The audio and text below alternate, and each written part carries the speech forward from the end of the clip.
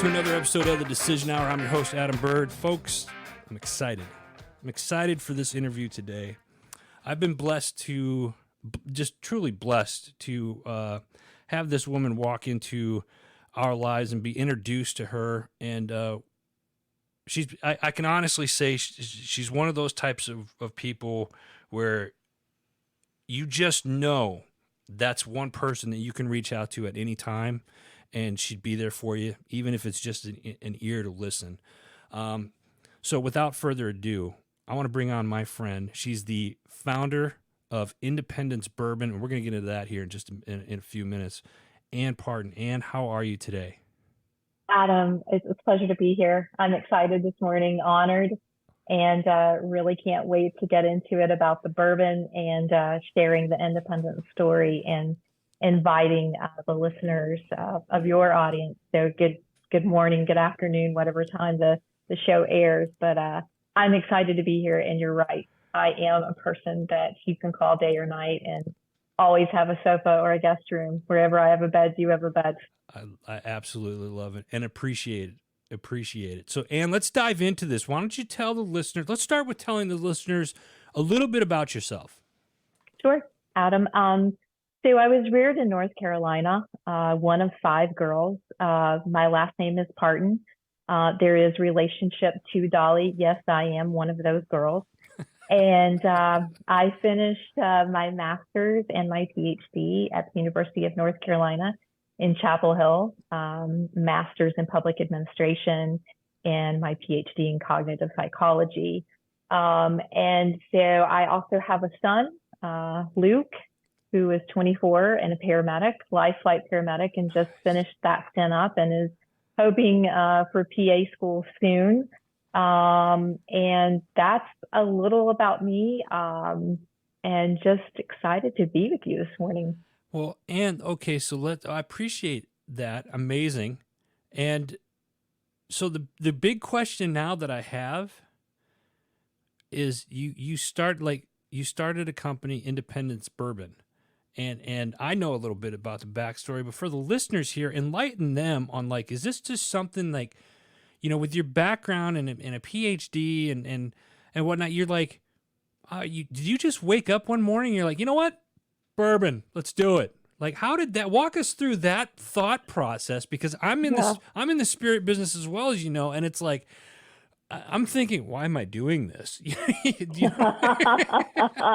That's a great question, Adam. And no, it did not begin like that. So for 8 years, I was a part of a firm out of Lexington, Kentucky that represented the Kentucky Distilleries Association. And for that period of time, it allowed me quite backstage access, if you will, to all the distillers in Kentucky. And so I learned about the white dog process, and I learned about bourbon. And being in the legislative world, we celebrate successes with bourbon. Right. And so, we talk about aromatherapy a lot as women and men. I mean, it's a part of health and wellness these days. When I open a bottle of bourbon, I may not drink it, Adam. I may just smell it, because that smells like that's success. I did something well today. Yeah. Because I, had a win for whatever client or, just different clients. And it didn't have to be a bourbon client. So I'll tell you why Independence Bourbon. Okay. So there's something about bourbon that a lot of people don't know. Currently on the market, there is not a bourbon that has been developed by a woman for women. Whoa, time out. Hold on. Let me, I got to interrupt you here. Yeah. On the market right now, and there's a lot of bourbons that are out there now. And just for clarification, because this is something I didn't realize until I got into the business, is that for it to be called a legit bourbon, it has to be done in Kentucky first, foremost, right? Almost. You're almost there. And then, but you're telling me that out of everything that's on the market right now, there isn't a single one that's been developed by a woman. That is correct. There are two distilleries that are owned by women. One was done through an acquisition, so good for her. Okay. The second one, her husband was a connoisseur of wine, and she talked him and his wallet into opening up their company. And I don't want to say too much here because don't want to give it away, Right. and want our listeners to do some research on their own, and kind of like crossword puzzle, you'll get it.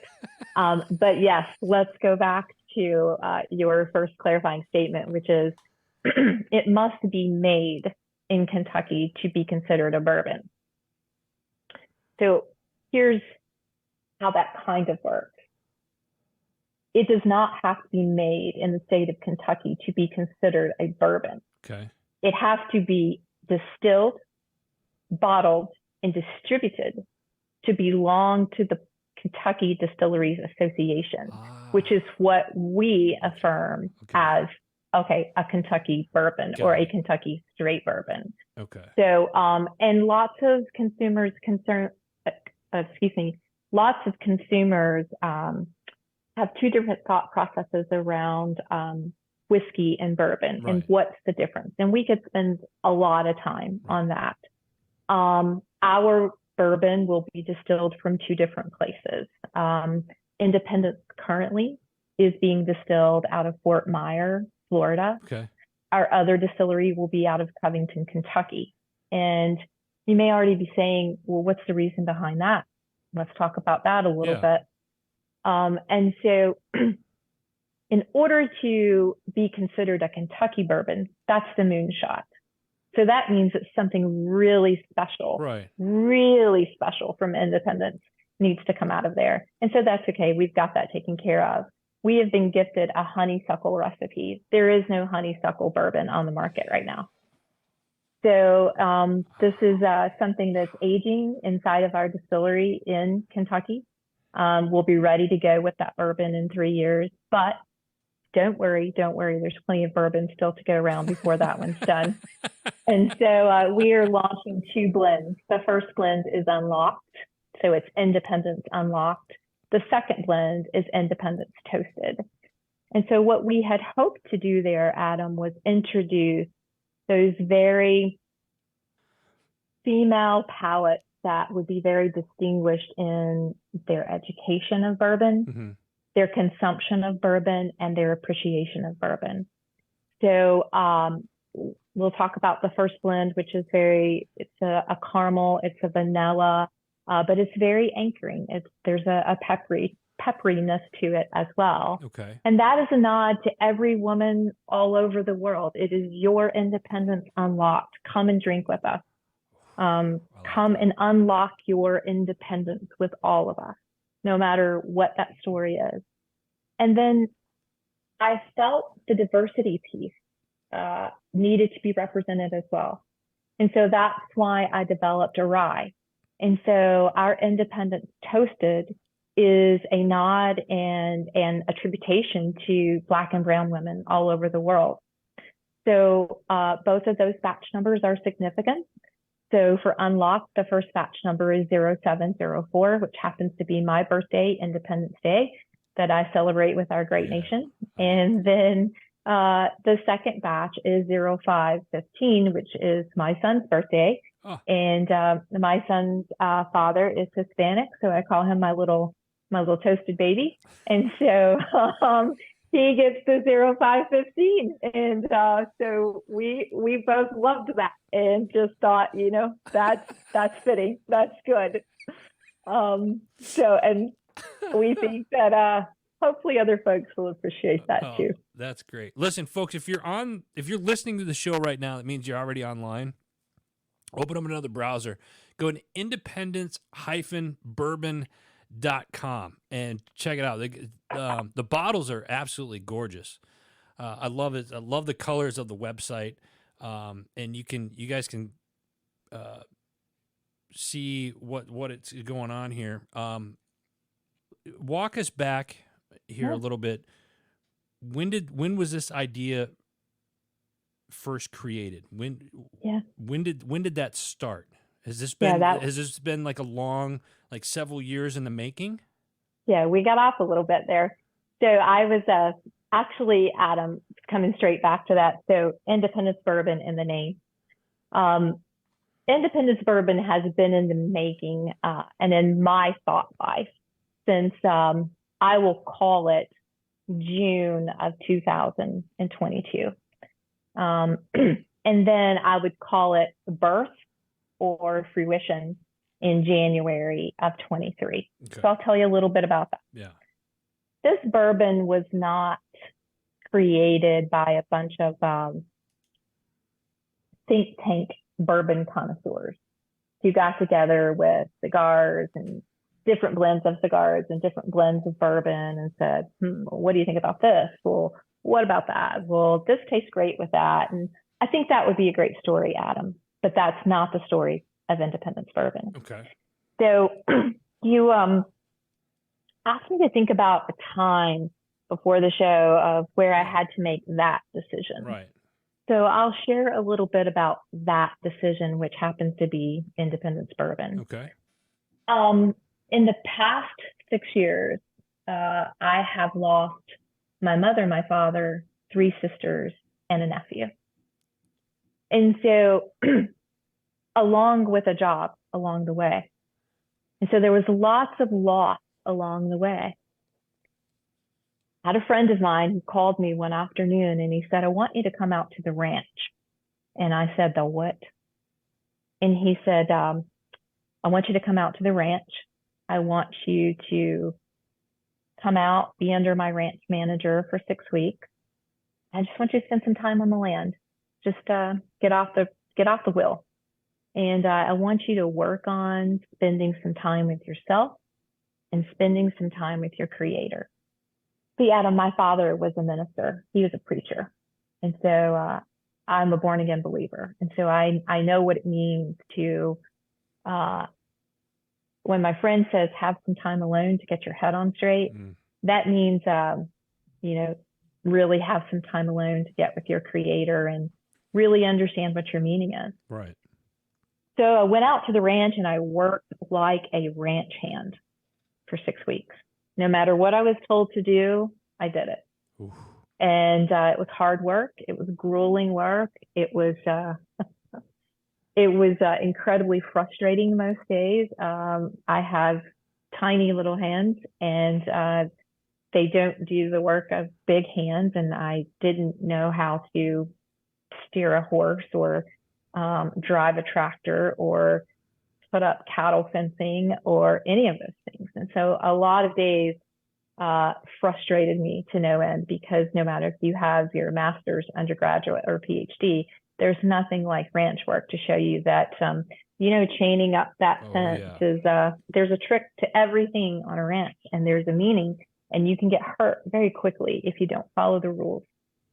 And so spending 6 weeks out there really got me centered on what is important. Why is life happening to me rather than for me? And I thought, yeah, that's got to be screwed up. I know that can't be what's really happening, but yeah, I'm on this, roller coaster of the feelings up and down and up and down. And yeah, I'm just really convinced that life is happening to me, not for me.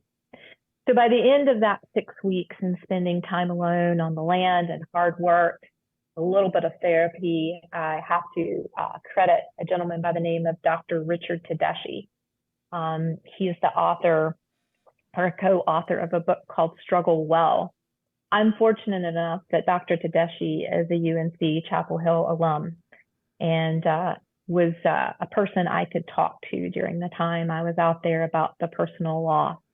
And what I came to find out is, Adam, life isn't happening to us. Life is happening for us. And so then I had to go, well, you said I could say anything on the show, but I'm still going to try and be pretty clean here. That still looked pretty shitty to me. Yeah.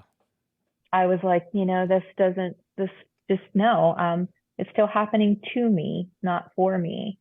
So a couple weeks go by, and I'm still out on the ranch. And then I begin to realize there are two things that I've been asked to get passionate about. And I figured out what those two things were. Women's wellness issues and having autonomy over our own thoughts, destinies, bodies, careers, anything. And I love bourbon. I love the whole industry of bourbon. I cut my teeth in Kentucky on the industry. And then I came back in one night, and it was my night to be in with the horses and feeding and then cleaning up the saddles and this, that, and the other. And I was out there among the leather and the straps and the soap and the dirt and the yuck. And I said, oh, a good glass of bourbon would be really good. So I was in the main house, not where the ranch hands were. And so I walked back out to the back garage, and one of the ranch managers was back there. And I said, it's really too bad we don't have any bourbon. And he said, oh, no one showed you that? I said, nope. And so we had a glass of bourbon together. So I had a glass of bourbon together, and I went to bed, and I woke up and I thought, women's issues and bourbon. Okay, yep, well, those two things still don't go together.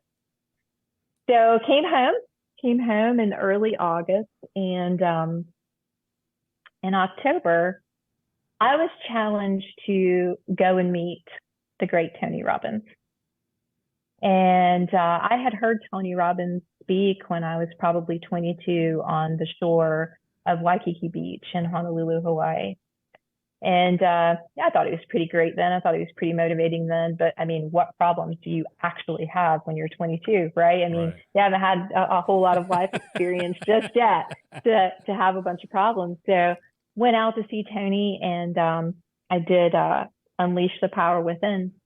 And during that time period, there is a period of that program where they build a fire altar all day long, and let those coals sit. And what they don't tell you is at the end of that evening, you're going to be asked to walk across those coals.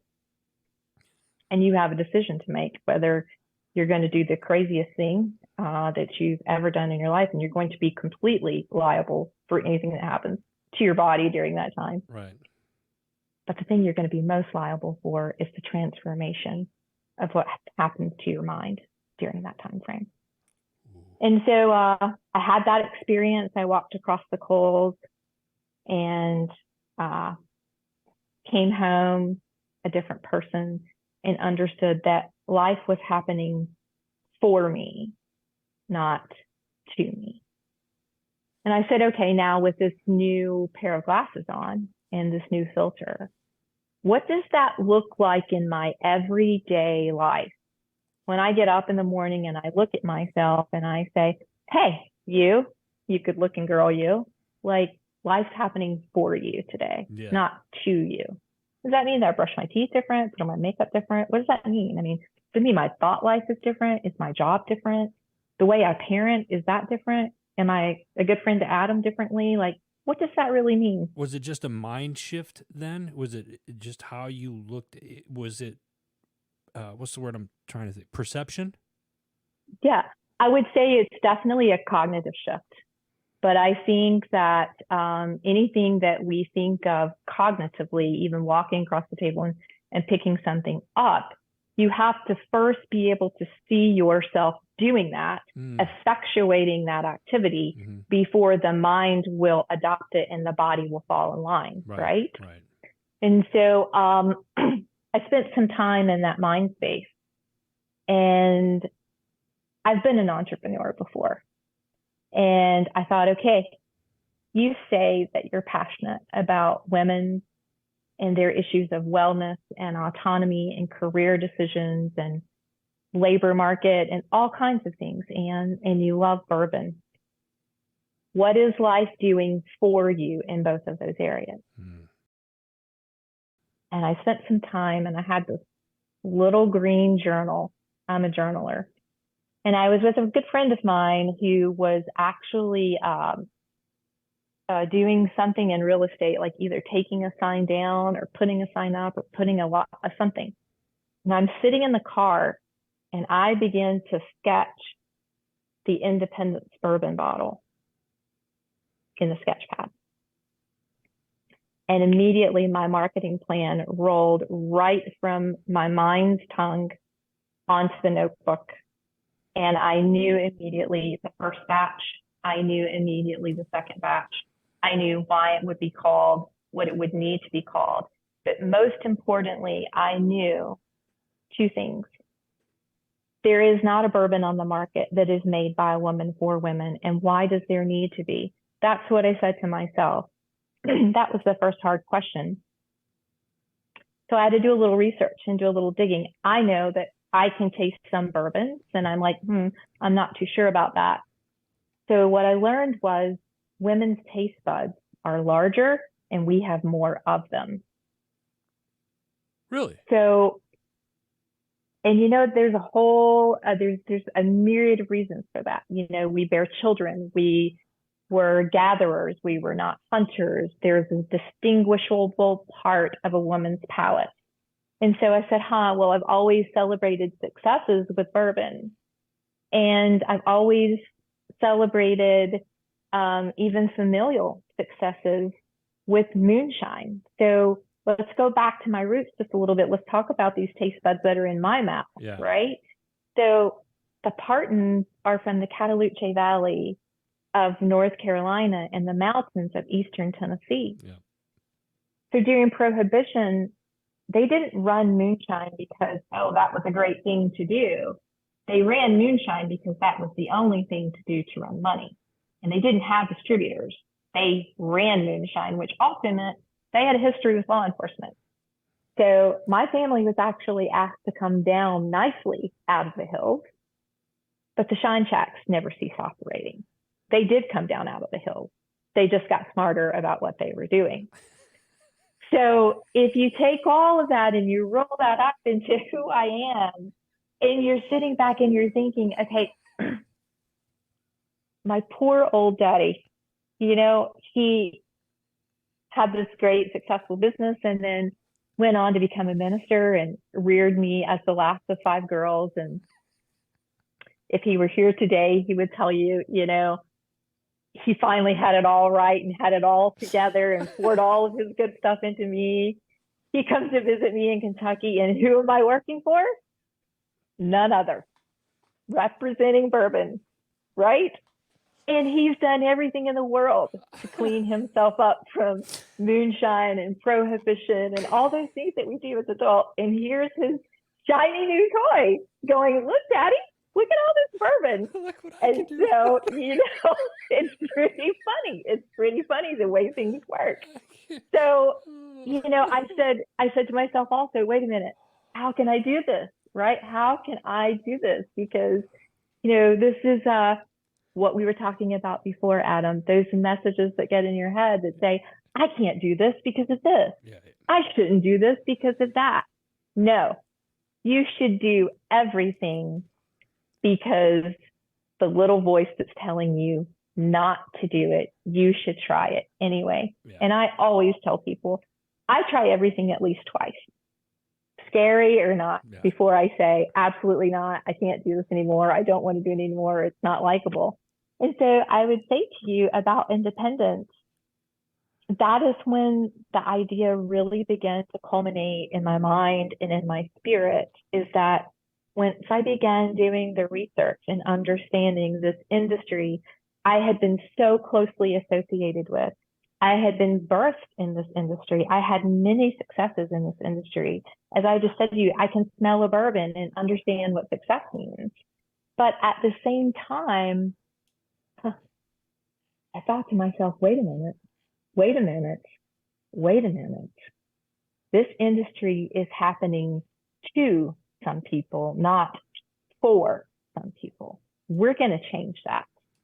We're going to change the way bourbon is not necessarily made and aged, but we're going to change some ingredients. And we'd love it if our competitors, who happen to be predominantly male, offer us a seat at the table. But if you don't, that's okay, because we're going to take it. We're going to have a seat. We're going to sit down together. We're going to break bread together. We're going to play nicely in the sandbox together, but we're going to take our share of the market. I love it. And Adam, there are a couple drivers, market drivers of bourbon.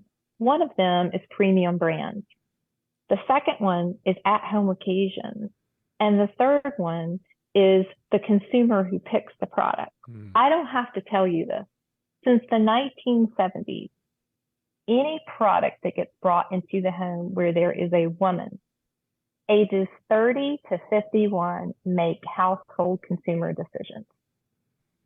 Women have a story to tell, Adam. That's why I say it's never been about the bourbon. It is about women's stories of independence and how they came into their own right and their own being. That just happens to be a driver and a vehicle of bourbon, where we can share those stories over something that has been made by us and for us. And so you'll such find a powerful message too, in the way that you're doing this. Seriously.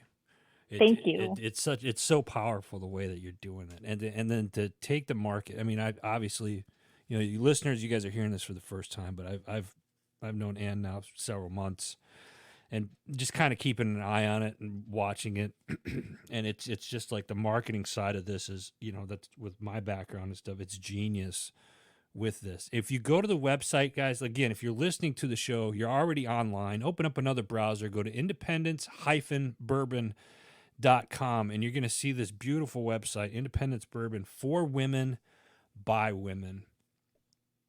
Now, I got an important question for you, Ann. Absolutely. People listening to this, and they're like, "Oh, I want some of that. What do I got to do to get my hands around some of that?" Absolutely. How can they find this, or when is it going to be made available? Walk us through that. What do we need to know there? Thank you for asking that question. So, of course, go to the website. You're going to put yourself on our email list. And from that email list, you're going to receive a coupon for a percentage off of a first bottle of bourbon. I am certainly hoping to autograph each of those first bottles that go out of the bourbon. And so you should be able to log in on the website, get your address, your email address put in, receive that email back, and be able to get your first bottle of bourbon within 6 to 8 weeks. Now, I'll share with you that honeysuckle bourbon. That's not going to be available for about 3 years, so you're going to have to watch us. And I want you to watch us. I want everyone to watch us, because though we are catering to women's palates, we want every human being to taste our bourbon and let us know how we're doing. We want to know, should it be more peppery? Should it be more caramel? Should it have more of an anchor? Should it have, less of an anchor? Is it too much? Is it too little? Is it, is our rye? Is it wheated? Is it, what more do we need to be doing? We want to have our ears open. We want our hearts open in this company. Our mission is to make a good bourbon while we unite women's stories of independence. And so there's a place on our website that asks you to share your story. And we want to work with the media experts such as yourself to curate those stories and put those out on Instagram and LinkedIn and Twitter. We have another site called Girls Who Bourbon. And we want to be able to share in small regional events of women who are learning about bourbon, not just independence, but the most important thing that goes on during those Girls Who Bourbon times is their stories of everyday life, of everyday conquerings, and every day owning their independence, owning their stories. And so I would just say to you, look out, world. Here we come. In 2025, we're set to have a Tennessee whiskey. We will do that to honor my family's roots. We will also do a Tennessee moonshine. We have already been told that our brand will need to stay independent, and we were hoping for Parton moonshine, but it seems that I have a cousin who that wouldn't make very happy. So look for our brand to stay the same, independent. And we have a bitters as well, and look for those as well. And I will say, lastly, we are working on a cigar project that will be paired. I think we want to start with the two blends that we have right now. Yeah. We are looking at a couple of different places to our neighbors to the south, directly manufactured. These aren't white labeled cigars, but this will be a heavy lift for independence, and this will be a project that will be worth waiting for. Yeah, I forgot about the cigars, Ann. Yeah. So we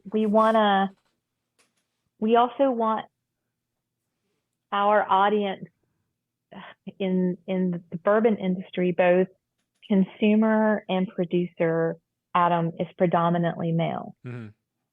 And we really want to open that space up. And I don't want to, my mission at Independence is not to do that in an aggressive way. It's not in a feminist way. It is in a charitable way, from human being to human being. I am a woman. You are a man. We have these gendered stereotypes and institutionalized stereotypes that would tell us women shouldn't smoke a cigar. Women shouldn't smoke a cigar and have a glass of bourbon. We're really here to shatter those paradigms and share, and share in a good way and be a part of the story. We want you to hear our stories, and we want to hear your stories. I love that. I absolutely love that. And you kind of, so the last question I had for you was the feet on the line, and you kind of went over that, but I'm going to ask, is there anything else you would like to add before we let you go today?